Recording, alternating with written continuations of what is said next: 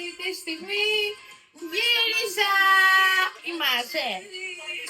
Κάνεις εκεί πέρα. Έχω ρεξούλες. 6 ώρα, σε μία ώρα ξυπνάω. Θέλω να δουλειάσουμε. Αύριο ρε μωρό μου. Καλά, πόσο ήπιες? Κοντεύω να μεθύσω κι εγώ. Είμαι κουρασμένος, αύριο. Καλά.